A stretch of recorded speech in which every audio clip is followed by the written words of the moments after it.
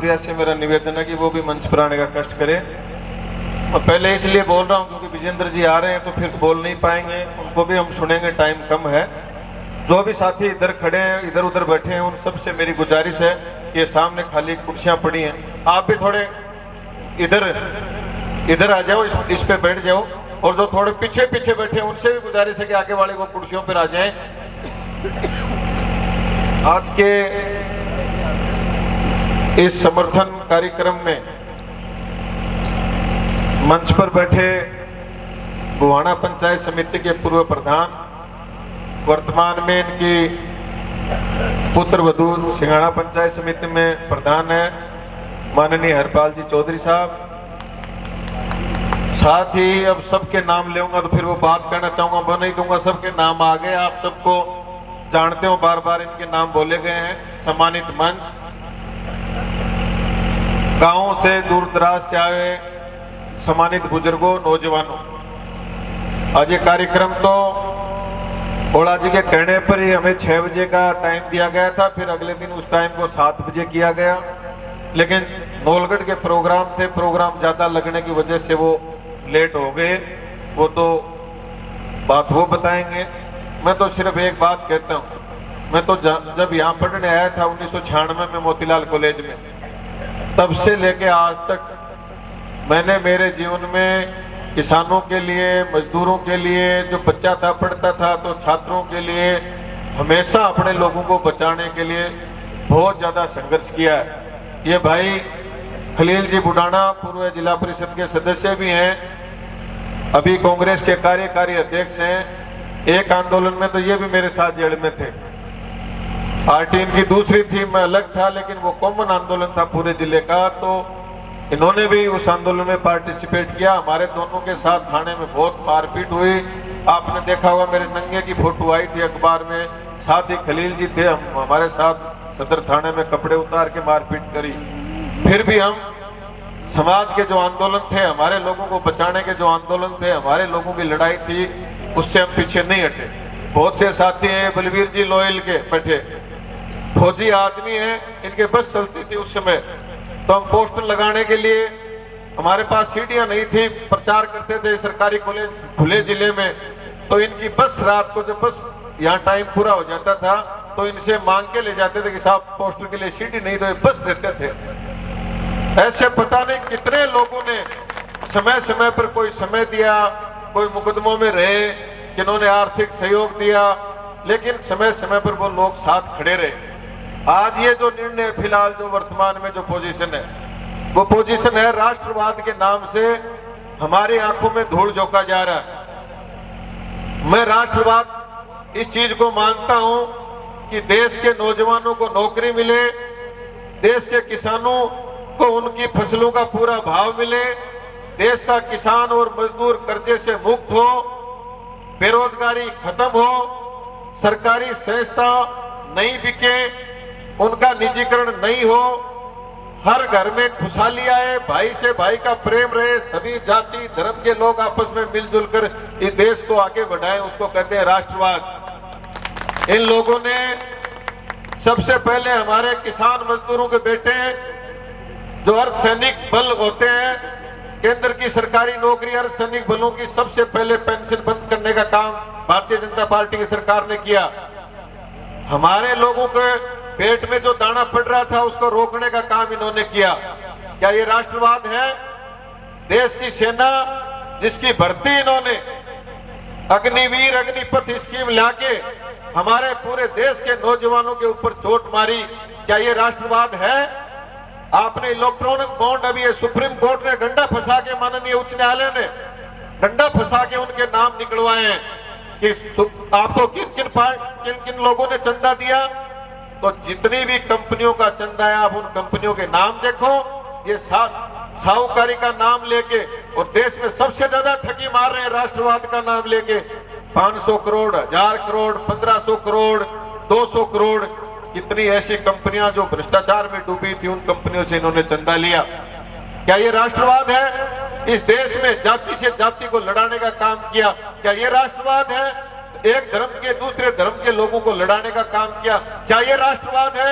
इस देश के किसान जब अपना हक मांगने के लिए दिल्ली गए तो 700 से ज्यादा किसानों को इन्होंने मारा। और जैसे बॉर्डर पर तारबंदी हो रखी है, किले गाड़ रखी है, ऐसे किसानों के सामने किले गाड़ के दिल्ली में जाने से रोका। क्या ये राष्ट्रवाद है?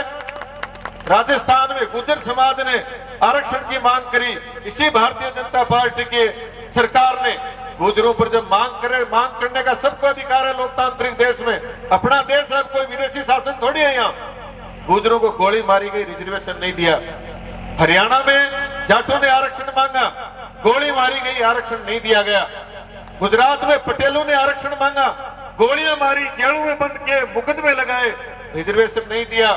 महाराष्ट्र में मराठाओं ने आरक्षण मांगा, गोलियां मारी गई, उनको भूना गया, लेकिन रिजर्वेशन नहीं दिया। तो क्या यह राष्ट्रवाद है? बिल्कुल नहीं। इसको कहते हैं फर्जी राष्ट्रवाद। और हमारी देसी भाषा में इसको कहा जा सकता है कि देश का सत्यानाश करने वाला वाद। ये राष्ट्रवाद नहीं, देश का सत्यानाश करने वाला वाद है। हमारे लोगों का माथा साफ कर दिया। बहुत से ऐसे पागल मिलते हैं मेरे को, बस उनको यही दिखता है कि अभी मोदी आने के बाद ही तो ये देश आजाद हुआ है और हम अभी अभी पैदा हुए हैं और अभी इसने सारा विकास किया है। ऐसा भी बहुत से लोग मेरे को मिलते हैं जिन माथा साफ हो गया। अभी मैं अखबार की खबर देख रहा था, दैनिक भास्कर की। पूरे देश को पता है, सबको पता है कि कोरोना के इंजेक्शन सरकार ने लगवाए। कोई मना कर सकता है कि सरकार ने नहीं लगवाए? मैंने जिला परिषद की मीटिंग में जब कोरोना के इंजेक्शन लगाए जा रहे थे तो मैंने मेरी मीटिंग में भी मुद्दा उठाया था कि आप जबरदस्ती इंजेक्शन लोगों के मत लगाओ। उन्होंने कहा सरकार के आदेश हैं, सबको लगवाने पड़ेंगे। और अभी सुप्रीम कोर्ट ने पूछा है, जब देश में आंकड़े आ रहे हैं ना, नौजवान बच्चे हार्ट अटैक के शिकार हो रहे हैं, बीपी बढ़ गई, शुगर की बीमारी बढ़ गई, याददाश्त खत्म हो रही है, जवान बच्चे नपुंसक हो रहे हैं, रिश्ते टूट रहे हैं। जब ये आंकड़े, भयावह आंकड़े आए तो सुप्रीम कोर्ट ने सरकार को पूछा। तो अभी मैं अखबार में अभी खबर देख रहा था, दैनिक भास्कर की अखबार में खबर आई है, सुप्रीम कोर्ट को सरकार ने हल्फनामा दिया है कि इंजेक्शन हमने नहीं लगाए। हमें हमदर्दी कि भारत में जो मौत हो रही है उससे हमें हमदर्दी है, लेकिन इसके जिम्मेदार नहीं है।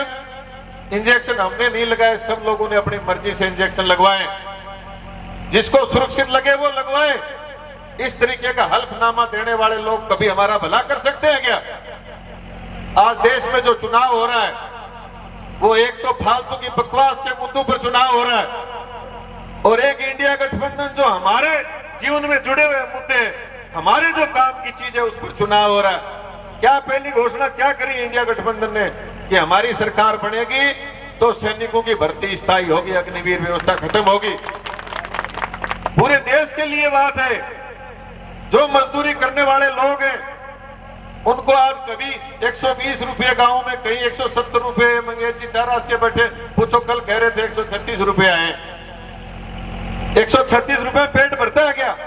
सरकार ने घोषणा करी है पूरे भारत के तमाम मजदूरों को न्यूनतम मजदूरी 400 रुपए दी जाएगी। तीसरी घोषणा, जो भी गरीब औरतें पूरे भारत में जो गरीब परिवार है उन औरतों को सालाना 1 लाख रुपया सरकार आर्थिक सहायता देगी। चौथी घोषणा कि लंबे समय से किसान आंदोलन कर रहे हैं कि हमें हमारी जो फसल है उसकी खरीद एमएसपी पर हो, किसान कर्ज मुक्त हो। दोनों घोषणा इंडिया गठबंधन के घोषणा पत्र में है कि सरकार बनी तो किसान कर्ज मुक्त होगा, एमएसपी पर उसकी खरीद होगी। किसी एक जाति धर्म के लिए नहीं, जो भी खेती बाड़ी करता है सबको फायदा होगा, जो मजदूरी करता है उसको फायदा होगा। इससे आगे वाली घोषणा, केंद्र सरकार में 30 लाख नौकरियां खाली पड़े हैं पद। घोषणा करी है कि सरकार बनी तो 30 लाख नौकरियां जो खाली पद पड़े हैं वो भरे जाएंगे, नौकरियां दी जाएंगी। देश आम चुनाव, मुद्दों पर चुनाव होना चाहिए। देश की जो वर्तमान समस्या, आगे आने वाला जो संकट है उस पर चुनाव होना चाहिए।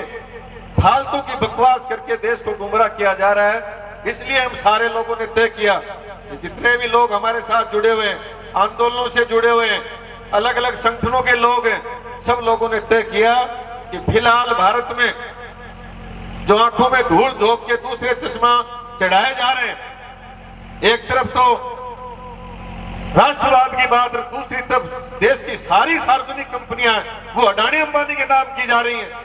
भारत का रेलवे अडानी के नाम कर दिया।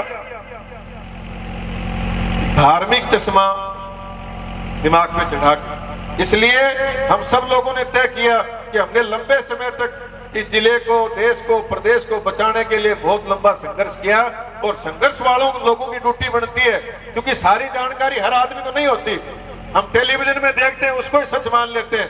अब टेलीविजन के मालिक तो सारे बीजेपी के सांसद हैं, तो वो हमारी क्यों दिखाएंगे? एक भी अपने जितने भी लोग बैठे, कोई हमारा भाई भतीजा, कोई रिश्तेदार का टीवी चैनल है क्या, अखबार है क्या? क्यों लिखेंगे हमारी बातें? वो क्यों दिखाएंगे हमें सच्चाई? जिनसे पैसा मिलता उनकी सच्चाई दिखाई जा रही है।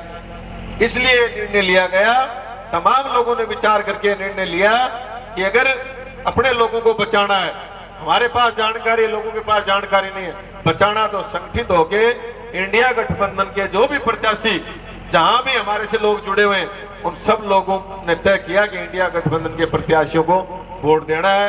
यहाँ माननीय विजेंद्र जी ओड़ा, मैं तो कोई ये नहीं कहेगा भाई कोई गठबंधन इनका पहले से ही है। मैं तो अभी अभी बता रहे थे, मैंने तो इनके सामने चुनाव भी लड़ा है। सबसे ज्यादा पुतले इनके मैंने जड़ाए झुंझुनों में। 17 बार जेल में गया, 15 बार शीशराम जी के सामने लड़ते लड़ते जेल में गया। फिर भी जब नीतिगत सवाल आए, हमारे लोगों को बचाने का सवाल आए, जिले में शांति व्यवस्था बनी, लोगों का रोजगार मिले, खेती बचे, पानी आए नहर का, ऐसे मुद्दों को लेकर हम तमाम लोगों ने तय किया कि इंडिया गठबंधन के प्रत्याशी विजेंद्र जी ओड़ा के साथ हम जुट के इनकी तन मन धन से मदद करेंगे। बहुत से साथी कह रहे हैं, मेरे जो गठबंधन की बात आई, तो मैं पहले कम्युनिस्ट पार्टी में काम करता था अमरा राम जी के साथ। अब अमरा राम जी की पार्टी भी कांग्रेस के गठबंधन में आ गई, केजरीवाल जी की पार्टी भी कांग्रेस के गठबंधन में आ गई, हनुमान जी बेनीवाल की पार्टी भी कांग्रेस के गठबंधन में आ गई। तो सारे कार्यकर्ता कह रहे थे कि भाई साहब पहले घोषणा करो, कांग्रेस में जाओगे तब आएंगे। आज मैं घोषणा नहीं करी, इसलिए बहुत कम आए, नाराज है कि बाड़ा बार का चक्री मत कटाओ, वोट तो कांग्रेस ने देना है तो सीधा शामिल हो गए, दो इन तरीके को दबाव है। अब तारा से जचरी है और ते चाहो जो तो अभी विजेंद्र जी पूछने वाला है, ये खलील जी मेरा माड़ा गला दिया, कांग्रेस में शामिल हो जाओ, ते चाहो।